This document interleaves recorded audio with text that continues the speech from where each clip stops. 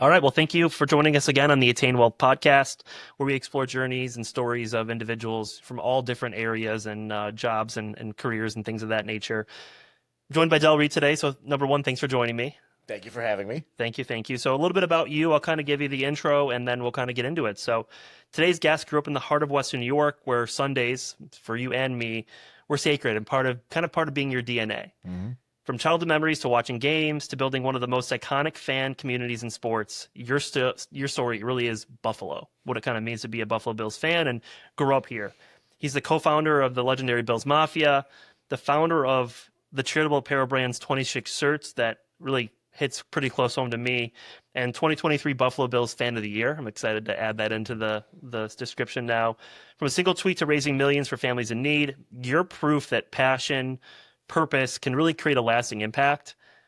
I know we've talked a lot. You're kind of at the start of it, in my opinion. I just feel like there's so much more there that you're kind of accomplishing, and I love seeing it all. So thanks for joining me, and I'm really excited to talk to you about this one. So yeah, let's dig in, man. This is good. Yeah.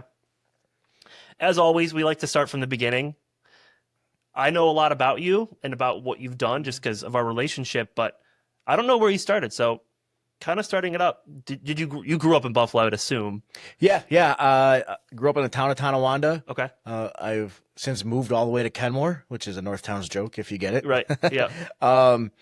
Yeah. Just grew up behind Ted's, which is one of the most Buffalo iconic, Yes. brands out there, and not too far from Anderson's across the street and everything. I went to Edison Elementary, went to Hoover Middle, graduated from Kenmore West, and just pretty normal Buffalo Buffalo story. Yeah, exactly. Like a lot of people share this exact same story. Yes, yeah. Same for me. I grew up. I was more in the country, but even out where I was. So we talk about the Bills and stuff. I didn't go to a Bills game until I was like 20, but I grew up a huge Bills fan. I remember, we talk about memories and things like that, but it's just everyone has a different story on how they grew up and things like that. So how early did your love for the Bills start? Was it kind of when you were a kid? Was your family big into the Bills? Like, how did that all kind of happen? Yeah, I was absolutely raised by Bills fans. I always say that the fandom became my own in 8th grade when the Bills won the division. They beat the Jets in overtime. Oh, yeah. Fred Smirlish blocked a field goal attempt by the Jets in that game, and everybody knows, fandemonium with the fans storming the field and tearing down the goalposts and everything. And that's kind of like when I was like, holy cow, like, this is really cool. Just seeing everybody, we were at my parents' friend's house and watching the game, and just everybody was so happy and celebrating and excited. And I didn't even understand what divisions were back then. Right. And so I guess I'm a fair weather fan from the start. Yeah. They won the division I was in, but no, it's but having grown up in it and everything, and then when the team starts to like see a little bit of success, like it really pulled me in at like 14 years old, or not even 13, 12. That's kind of how it all started for me. But the Bills have always been a part of my life. Yeah. I always use the illustration. My mom told me to stop saying this, but I'll say it here. I grew up in like Catholic families will have a picture of like the Pope on the wall. Sometimes we had O.J. Simpson. Oh, yeah. So it came down in 1994. Like, it's all good. Yeah. But just like Bills fandom has always been a part of my life. Yeah. I just think when you're a kid and the excitement of that, because I have a 7-year-old son, and he's not really into the Bills yet, which is funny because I'm a big Bills fan, and my Sundays revolve around football. And he's starting to get more into it as we go, and hockey and things like that. And in my head, I'm like, what year is it going to hit him? Like, hey, it just has to, I think it has to get you hooked with that excitement. And once you're in, you're in. Oh, yeah. You know? So my daughters, I think it was the COVID season that pulled them in. There's nothing going on. So they literally had to sit there and watch the games with us. And like me growing up, I think they always they love the idea of being a Bills fan, and they love the idea of the Bills, but like what was going on the field was very secondary because it's like it's just like almost like a culture thing, right? But during that season, it really clicked. And I remember the example I always give is in the playoff game against the Ravens when Taron Johnson returned the interception for a touchdown. I look over at my older daughter, and she's crying because she's like so overwhelmed with happiness and excitement and everything. And that's what it was like, got her. Yeah. So you got to have that moment. I think everybody has that moment where it all clicks and you're like, oh my gosh, I'm committed for life now. Yeah. You know? Yeah, mine was growing up with my, I'd go to my grandparents every weekend and watch the Bills game there. So I'd sit on their couch. It was me and my cousin. We'd sit on the couch, and my grandma was big into like snacks and things like that. So we sit there because, again, I didn't go to any games really. So we'd sit on the couch, and she'd bring us, M&Ms, peanut M&Ms, salt and vinegar chips. So I had a funny little side topic here. Have you ever, so this is, everyone makes fun of me for saying this. Have you ever had salt and vinegar chips with chocolate? In what scenario? Like do I say yes? No, I've never had that. So listen, so you take salt and vinegar chips and you eat them at the same time as chocolate. It sounds absolutely insane, but the salty and sweet. Oh, I bet the sweet and savory, right? Yes, yeah, like what is it? Peanuts and whatever that is. You have to try it. It's one of those. I'm always telling people, hey, I don't know why I think of it, but back then that was what. I'll try. Hey, I'll try anything. I mean, it's not so. Individually, both are great. Right? Why not? Wouldn't they be good together? Right. Yeah. So kind of on the topics of Bills games as a kid. When was your first Bills game as a kid? It was in 1990, so I would have been 14 years old. It was a Sunday night football game on TNT. They were playing the Raiders, and Steve Tasker blocked a punt towards the end of the game. Jamie Williams returned it for a touchdown. I might have that backwards. I can't remember, but those two were involved. Bills came back and won, and it was right in the middle. There was like 3 weeks in a row in that season. That was the first Super Bowl season, where they had these come from behind wins. So that was my first game I ever went to up there in the 300s. With my parents and some of their friends. But yeah, excitement right from the jump. Yeah, it's a different environment. It's kind of one of those things where if I think of games I've gone to. I went, obviously mine are all later. I went to the Cincinnati game in the playoffs, and it was one of the most miserable games I've been to. Oh my gosh, the 2023. It's just a roller coaster. Roller coaster ride. So, but it's kind of I feel like that's your experience in general with any sports fandom. You ride the roller coaster ride. Yep. And you have two sides of the spectrum now. Back, when I was a kid growing up, Bills were horrible. I still love watching them every weekend. Same with the Sabres. I hate that I feel that way, but every year I'm like, hey, we could be good this year. It's the typical Buffalo fandom. Yeah. And with the Bills now, they're so good, and we still find things sometimes to say, hey, we're not going to be good. And there's always the negative side you think about sometimes. Yeah. But I always like to talk about the fact of where we're at. It's just, who would have thought? I'm hopeful every year we're going to make it to the end, but, it's exciting. Yeah, I still have a Trent Edwards jersey that I'm saving for. I might wear it week 1 this year, like the first home game, just because Josh Allen's the MVP, and that no disrespect to Trent Edwards or whatever, not making fun of him, but just that perennial hope that this is the quarterback. Maybe this is the quarterback. JP Losman, I love that guy. EJ Manuel, remember, was like he has too small hands. I think that was his big. That one said his big complaint with him. Yeah, so I had an EJ Manuel jersey, So the Edwards one, I think, is the one that survived. That I still have in my closet. So just to remember, it's good to remember like what you've been through to appreciate where you are. Yes, yeah, perspective's huge, and we talk about that a lot on here. Understanding where you came from and things like that. So kind of off the topic of the Bills a little bit, the city of Buffalo. We both huge piece of us, and for you, I'd say even more so because you're so involved in the community. You're so involved in the charity work. How would you describe the city of Buffalo? The people, the city, and how do you think that kind of shaped who you are today? Oh, that's a good question. Resilient. Okay. Resilient. I mean, I remember for a long time, like, people weren't proud to be from Buffalo or Western New York. Every narrative that you would read was about steel mills closing and abandoned buildings downtown, and that was always the backdrop. I remember even, as recently as like 2010 or whatever it was, 11, I forget which magazine or which national paper or whatever, did a whole thing on Ryan Fitzpatrick. Yeah. And the whole thing was set against the backdrop of like abandoned buildings downtown and all these things. And like, we've come so far, and now people are just so incredibly proud. And I've always been proud to be from West New York, but as a whole, people are so proud to be from here. You walk around any festival and people are wearing Buffalo shirts in Buffalo. It's one thing like if you're wearing a Las Vegas shirt because you went to visit Las Vegas, or you're wearing whatever shirt. Like, we live in Buffalo and we all wear Buffalo stuff. Like, we're our own biggest fans. Yeah, I have two types of clothing. I have work clothing and I have Buffalo Bills, Buffalo clothing. There's no little bit in between where there's nothing on it, but I feel like it's true. And even now more than ever, you think about sports, you think about living in Buffalo. The city of Buffalo is really kind of rejuvenated. You there's so much stuff to do downtown now, and not even just that. You think about tie it back to the Bills and the Sabres and things of that nature. People want to come here now, just not just people, players. It's a great community, and when people leave here, they miss it. Yep. And I think of myself, I would never want to leave here. I love it here. No. I mean, don't get me wrong. I'm up for a Florida beach anytime. Oh yeah, I always want to come back home. Yeah, and it's a really special place. And I forget who said it. It might have been Steve Tasker said it in some interviews.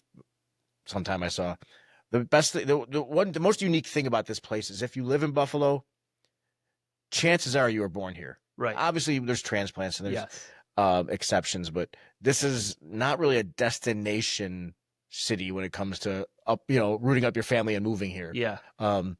Like it's not like a Charlotte or a Dallas or anywhere really, but and I think that sounds kind of negative sometimes when you first hear it, but that's such a huge positive because we're such a tight-knit community. Yep. We're all 2 degrees away from each other. Yeah. We all know someone. If you don't know somebody, you know someone who knows that person. Yeah. And I think that's a really special quality that you can't replicate elsewhere. It's natural and it's special. Yeah. And I think when you go anywhere, you kind of see it. When I leave Buffalo, you're driving on the road, you're in places, people just aren't as friendly as they are in Buffalo. It's really weird how it works, but you could strike up a conversation with a random person at Tim Hortons and they're the nicest people ever. Yep. And I love the word resilient for kind of defining what you feel like the city of Buffalo and the people. And because you think about the snowstorms, the stuff we've had go on, it's a good community and city of good neighbors for a reason. So yeah, absolutely. I mean, I remember growing up or whenever, just driving around on a Saturday, there's always you're gonna pass a fire hall or a VFW post or someone that has a benefit with a sign out front that's supporting somebody. Yes. We support each other, and again, it's part of that tight knit community. We all know someone who knows someone, right? So if somebody has an issue, we all kind of rally together and we support them. Yeah, which is I think kind of flows into the topic of where you're at in your life, and we'll kind of get to that a little bit. My last question at the start here, is there anyone you kind of had growing up, whether it's a teacher, it could be a mentor, it could be someone in your family that kind of helped shape your mindset or passion to do a lot of what you're doing now? Or just kind of happened? A lot of people, a lot of people, right? I mean, my parents took in my best friend when he was 16 years old and let him live out, the remainder of his childhood and into his early adulthood there. Yeah. I call him my brother now. I come from, a family that gives and invests. And also my wife, though, I got to give her credit. She is such a good influence on me. We've been married for almost 26 years now. And she is absolutely the better side of me, or the most. She's an encouragement. She's accountability. She's everything. So she's the best influence on me. Yeah, and I talked about that on a couple of podcasts ago of kind of your drive sometimes, and I talk about the multiverse because it relates a lot to us with the love for Marvel and stuff like that. Talk about a multiverse, and I think about when I met my wife, and I've been with my wife for 12, 13 years now. And I just think, how different would my life be if I didn't, because every decision I've made, I made with her in the back of my head. And then it's my kids and her in the back of my head. And I, as hard as I worked, I owe, our significant others are just as responsible for everything, if not more, if I'm being honest. Yeah. So, for sure. So I kind of love that. So I have to ask this. I know you probably told it a million times, but there may be people that aren't from Buffalo listen to this podcast. Can you kind of share the story of, I know you've had some videos and things like that, the story behind Bills Mafia, how it evolved from a tweet into a global fan movement, and then kind of a longer story of how that kind of transitioned to what you're doing now? Yeah. I'll do my best to keep it short and sweet, but comprehensive. So Twitter arrived on the scene, and for me, at least in 2008, I registered my account and then kind of didn't do anything with it. In 2009, I went to a conference for work. It was all IT stuff, but just kind of fell in love with the platform and just talking to people. And my immediate go-to was like, well, are there Bills fans on here? Right. The answer was no, there weren't that many at all. But just kind of waiting around, waiting for people to show up as the platform grew, and all of a sudden, like, you start finding Bills fans here and there. And just continued to, it was great because, in life before social media, you talk to the same people every week about the team, right? And it's awesome, but it's now all of a sudden you have a whole world you could talk about the team with. Yep. And so I really like dug into that and started making some friendships on there and everything. And then in the 2010 season, you have the Bills, who started 0-8. Finished the back half of the season 4-4. One of those 4 losses was actually against the Steelers, who were the defending AFC champions. I think they had lost to the Packers earlier in the year for the Super Bowl. And it just that whole loss came. Stevie Johnson drops a pass in the end zone, goes on Twitter that night and kind of questions his faith. And Bills fans are all kind of like supporting him because it's a college town kind of feel with this team, Yeah. And the next day, Adam Schefter retweets Stevie's tweet, which was always kind of ironic because Adam Schefter is the information broker in the NFL, him and Ian Rappaport. And so, Bills fans being oversensitive, we started teasing him a little bit. And one of my, co-founders of Bills Mafia, one of my Twitter friends back then, now he's just a friend. Yeah. Bree came up with a hashtag called Schefter Breaking News, and we just started tweeting that at Adam and teasing him, and then he ended up blocking us. And then a few months later, I coined the phrase Bills Mafia, kind of like a tongue-in-cheek jab at Adam, because it was like, just felt like it was an overreaction. Yeah. So like, oh, we're so bad. Yeah. And other fans, and I should say real quick, like, Adam and I are cool now. Yeah. Like, we're unblocked, and I actually got to meet him last month. That was really awesome. cool. Yeah. Not only did he unblock me, now he follows me on Twitter, which is nice. really weird. But watch what you say, right? Yeah, he's probably got me muted. I don't blame him. But still, like, what a great guy. But anyway, so that's the kind of the origin story. So other fans started using it. For me, it was just one tweet. It was like I said, follow the Bills Mafia. It was on a Follow Friday, which people used to do on Twitter. And I named some of us that had gotten blocked. And then, everybody's laughing about it. That's it, just one thing. And then other fans started using it. And then later that summer, players started using it. The local news, and then ESPN would reference it here and there. Yeah. And just it grew and grew and grew. And then in 2020, which is at that point now 9.5 years after that first tweet, the Bills adopted it as like the name of the fan base. Yeah. Which I love. I love that. Yeah, it's just super weird in a good way, in a very good way. It's just so surreal. That's the word to use. But and then out of that came 26 shirts in 2013. The big social media audience that I had. I wanted to do something productive with it. Had the idea to sell T-shirts to help local families. Couldn't do it for 1 year. That was the plan, to do it for 1 year. 52 divided by 2 is 26. That's where the name comes from. And was so popular, did it for a second year. Got laid off from my job at Roswell during that second year, and decided to give it a go full time with my wife, going back to her, her support. And now here I am 11 and a half years into my 1 year project. It's crazy, isn't it? It's kind of one of those things that you look back on, and to hear it all laid out, it seems crazy. It really does. But yeah, it's just the series of moments that you reacted to that got you. Yeah, it's like I'm living in a Bob Ross painting, man. Just like a series of happy accidents. Yeah. It's just I don't take it for granted at all, because there's no way you could ever connive or manipulate life to be in like here. So I'm just super grateful for it. I my faith plays a big part in that as well. I don't know why things happen, but everything happens for a reason. Yeah. Just trying to do right by it, Yeah, and I think with a lot of this stuff, and I'm a big proponent of it as well, just in general, making a lot of the right decisions and reacting to that. And I told a story on a couple podcasts ago how I went to Wegmans, bought a ton of groceries, and never paid for my chicken. So I didn't notice till I was at my car, and I put all my stuff in. I walked back in with the chicken and paid for it. Mm-hmm. It sounds so silly, but it's just one of those things. I don't, everything happens for a reason. If I'm going to make good decisions, I'm going to do it the right way. Yeah. Probably look ridiculous walking back in with a single pack of chicken, but it's one of those things, know, and I feel like good things happen to good people. And if you do the right things, right things happen.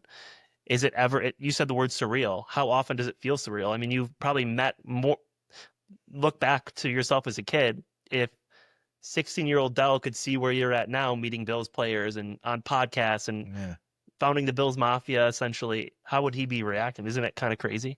Yeah, there's no way that I would believe it. Yeah, there's no way. Like this whole thing, is just, it's just, I don't even know. I don't know the word besides surreal. Yeah. It's so unplanned. It's,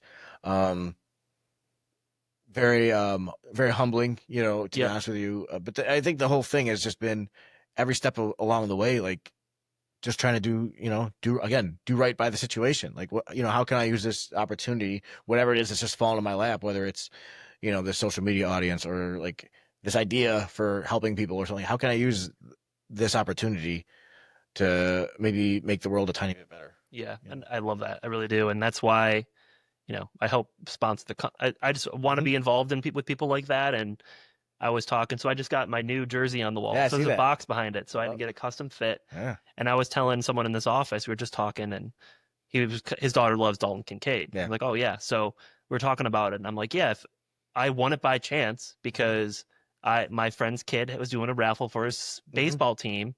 I don't think I'm going to win, but that's situations where I can give to charity. I have the 11-day power play coming up. I'm doing the ride for Roswell.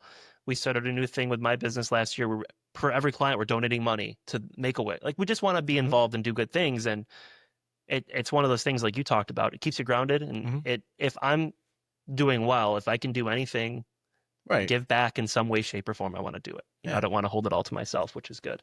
So kind of following on, so 26 shirts. So tell me a little bit about I know we talked about what it is. How has it been for you? You started your own business. You essentially, in my mind, really churn out shirts. It's a lot of work thinking of all these different ideas. And what have you done as a business owner to kind of keep yourself grounded in the moment and not too overwhelmed? What are some of the stuff you've kind of implemented to make yourself make sure you're doing it the right way and not overwhelming yourself? I'm still working on the not getting overwhelmed part. Yeah. If I'm being honest. Me and you the same. Yeah. So, the one thing I always say is hire good people, right? So everybody that I hire, for whatever role or position they have to be better at the task that they're being employed for than I am. Otherwise, I'm going to be tempted to do their job for them or to sneak stuff in or take care of this or that. Like, Josh, our creative director, and Leanne, our graphic designer, I can't draw better than them, so I'm not going to try. Andrew, our business and marketing director, he's really good with spreadsheets. I am not. I don't want to be good with spreadsheets. Yeah. That's not me. Yeah, that's not me. So, and he enjoys it and he's great at it. So, that's his gift. And Bob, our inventory manager, is really good. He has a great attention for detail and keeping track of everything and getting everything shipped out in a timely fashion and quality assurance on all the shirts and everything. So he's better at that than maybe anybody, especially me. And so that has been a big part of it as well. With the business and everything too, it's a constant learning journey for me. Not having any kind of business degree, my degree is in computer information systems. And I did this UBCEL program, the Center for Entrepreneurial Leadership, which was great. Yeah. That's the extent of my business training, outside of real world trial and error. And so if I make a mistake, I just try to learn from it, because most mistakes you make in business, you can't make twice. Yeah. So, that's one of the best ways to learn. Yeah. Right. Yeah, for sure. Just hire good people, and remember your mission too. At least for us, we have a mission, right? Help local families. So whenever it feels like we're maybe straying off a little bit, or it's always come back to that. Always come back to, like, why do we exist? And it's to help families. Yeah. So, just trying to, stay on target and, continue to do your absolute best. Yeah. No, I like that a lot. So kind of on the topic of 26 shirts and things like that, any design that you've kind of had that, you've tons of them. If you go on the website, there's tons and tons of stuff. Well, I'm wearing one that's like a crossover between Marvel but your personal favorite design out of all the ones that you've done, what would be your go-to? That's tough, man. Your top 2 or top 3? Yeah, I love the one you're wearing. Yeah, wearing a Iron Man, but it's actually a buffalo. With buffalo, it's got some lightning bolts for the flag and everything. That glows in the dark too. You know that, right? It does. Yeah. Super. I love that. All the superhero ones and the homage ones we've done to Star Wars and all that stuff. The science fiction. I love all of those. Yeah. And in terms of my favorite, it sounds super cliche and corny, but really it's like, what are we doing right now? What are we selling right now? Because that's helping a family and that's actionable. So like really just trying to put out good stuff, never mailing it in.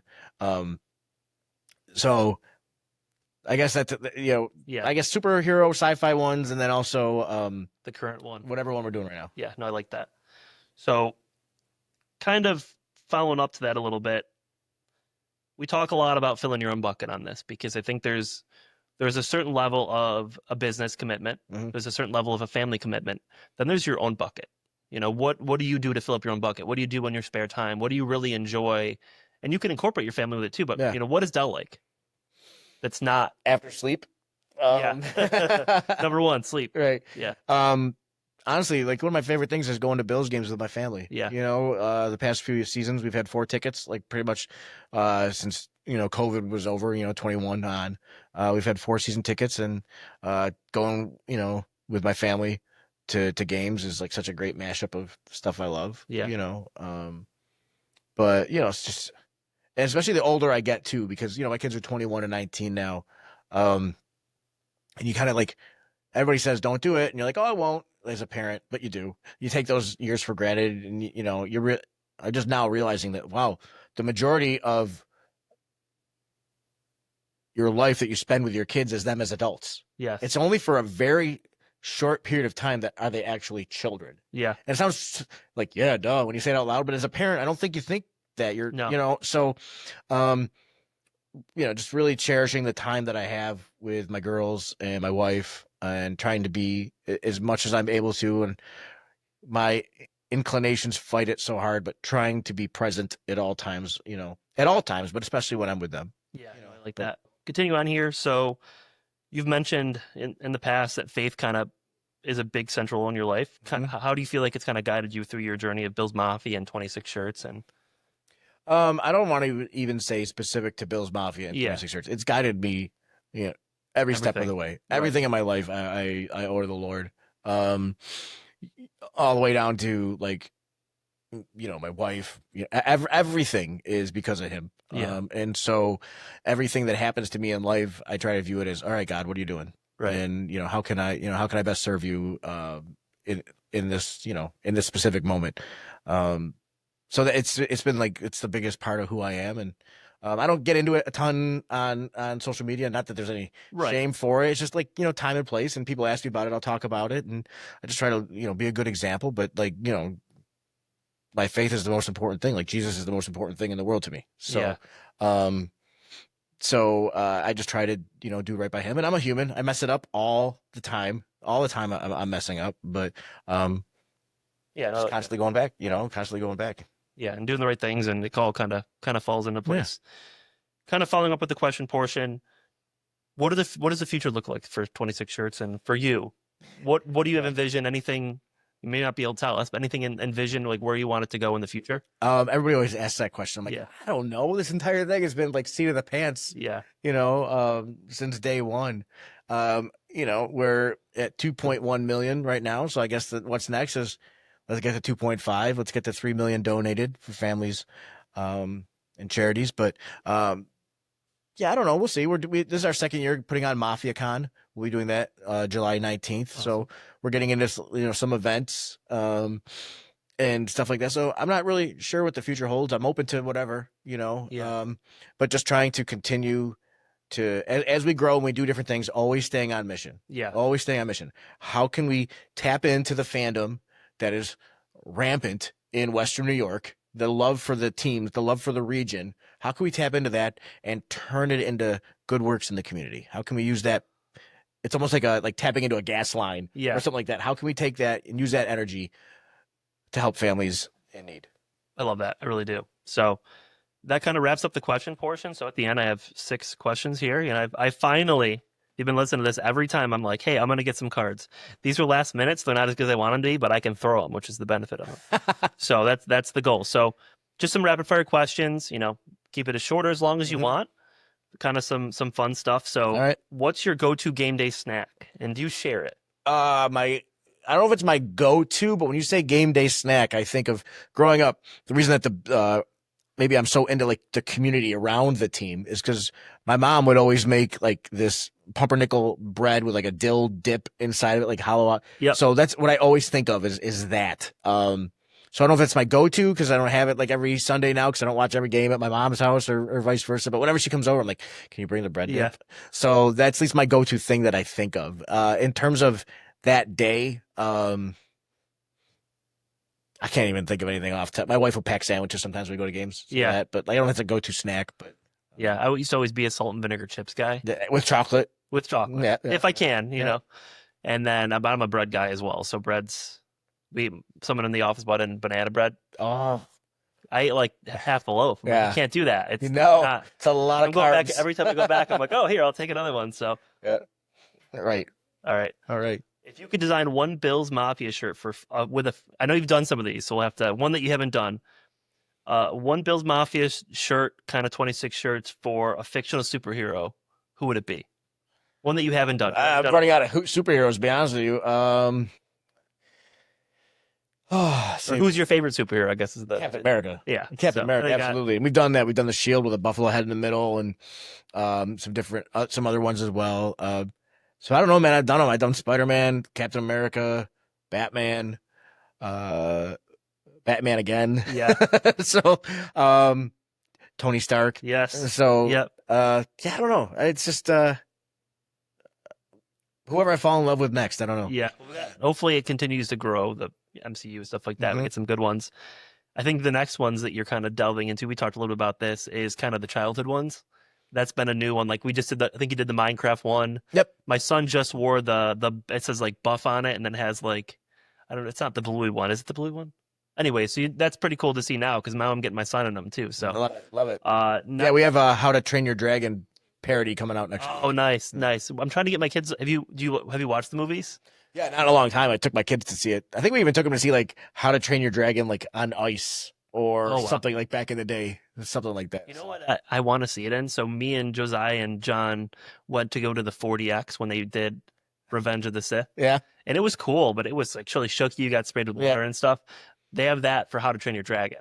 That's cool. I saw Aquaman on that. The 40X, the new one. Did they a lot of water, I'm guessing. Probably. There's water, and at one point, like, they stab the bad guys, like, right through their chest, and you feel it in your back. And I'm like, wait a minute, why are you making me identify with a bad guy?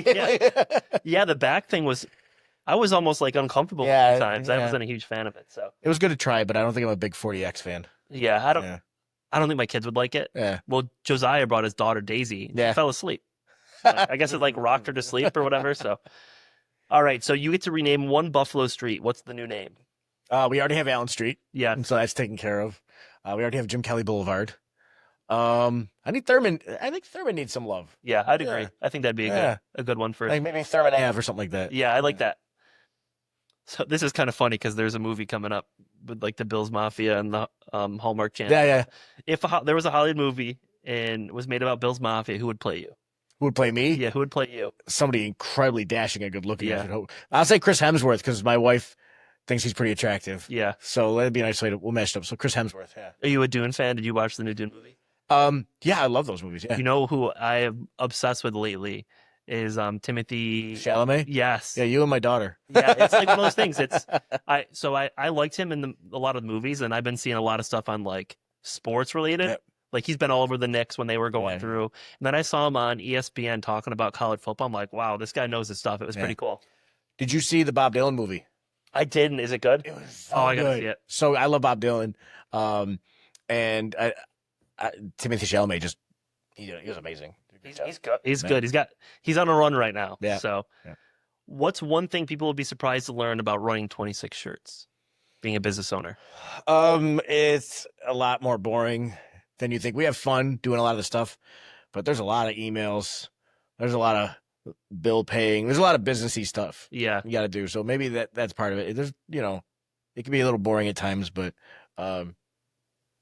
that's my knee-jerk reaction at least. But boring is good. It stinks, but as a business owner, if it's stuff isn't going wrong, that's a good thing. I wouldn't say more often than not because we have a blast, but there's some pretty dull moments sometimes. Yeah, and I think no matter if you listen to any one of these episodes, you'll hear a lot of people talk about having fun at your job. Yep. Making the boring fun, I think, is huge because it keeps you engaged, keeps your mind working. And then the last one here, if you could pick one former Bills player to join the current roster in their prime, who would you bring back? And would they help us win a Super Bowl? See, my immediate inclination is Thurman Thomas because even though he's in the Hall of Fame, even though his number's retired, I still think he's underrated in the minds of Bills fans. He's a beast. But that said, the current roster has Josh Allen. Yes. So I'm probably going with Bruce Smith. The greatest. Some would say the greatest player ever for the Bills. Some would say the greatest defensive player ever for the Bills. It's got to be Bruce Smith because the past couple of years, they really struggled on defense down the line. So, no brainer. Yeah, I like that one too. So that's all I got for the day. So that's my last question. I really enjoyed throwing the cards. That was fun. I can tell you're getting a little bit of oomph into that. Yeah, I got them pretty far. So appreciate you coming. Yeah, absolutely. Really kind of great to hear your story, and hopefully it's refreshing to you. You're doing your own podcast now, and you have a lot going on. So hopefully it's kind of fun talking about more than just the Bills and a lot about kind of what you're doing now and what's gotten you to where you're at. So I appreciate as always, I appreciate you coming. Yeah. So looking forward to some wings right now. So I guess the question is, where do you want to go? So you want to go to, oh my gosh, my brain is, it's on Genesee. It's like right down the road now. You talking about Wingnuts? Yeah, Wingnuts. Let's go. So, yes. Yeah. Let's do it. I'm ready. All right. Thanks again. And if you listen to the podcast, it's kind of a great story and hits close to home for me. Make sure you like, subscribe. We got a lot of cool stuff planned. So got a lot of good guests, and I'm glad I finally got you on. So appreciate it. Thanks for inviting me. Thank you.